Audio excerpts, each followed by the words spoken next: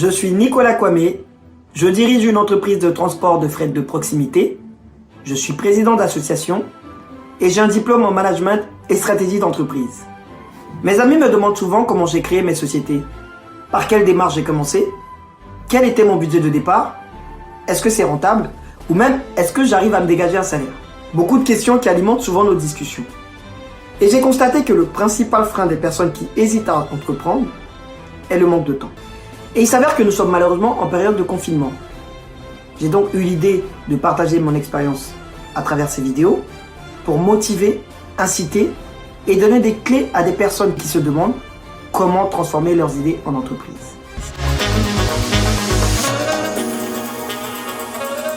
Alors pour commencer, j'ai créé ma première entreprise à l'âge de 17 ans.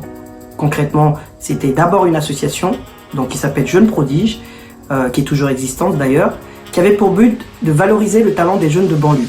Aujourd'hui, je dirige, donc comme je le disais, une entreprise de transport de fret de proximité. Une entreprise que j'ai créée il y a maintenant plus de 3 ans. Alors que j'étais étudiant et salarié, j'ai pu créer des entreprises. Voilà pour mon expérience.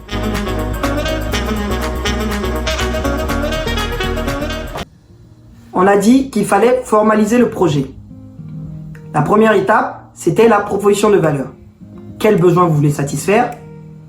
À quelle problématique vous répondez? Ou qu'est-ce que vous proposez à vos clients?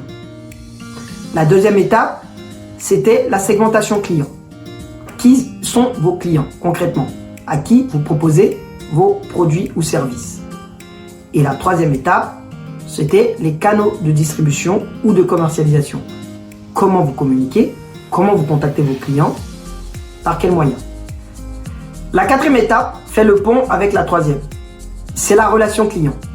Concrètement, comment vous allez acquérir vos nouveaux clients? Comment vous allez les fidéliser? Et là, l'astuce, c'est d'avoir un très bon relationnel.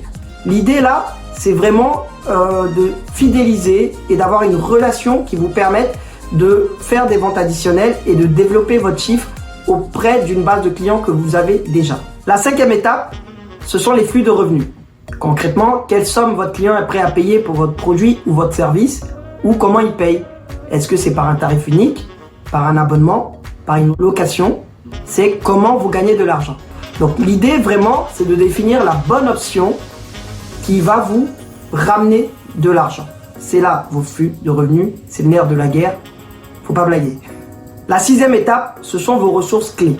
De quoi vous avez besoin en termes de matériel, de personnes, de finances, de compétences. Là, vous n'avez pas le choix, il faut lister tous vos besoins. S'il faut croire en son projet, et si vous êtes le premier à croire en votre projet, vous n'aurez pas de mal à le faire croire aux autres.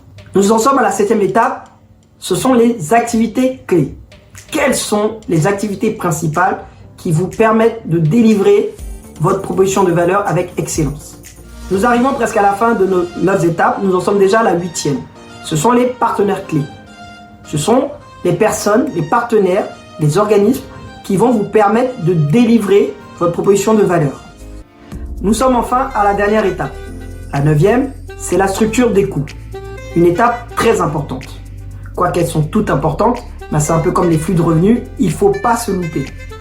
Là, il faut lister tous vos coûts.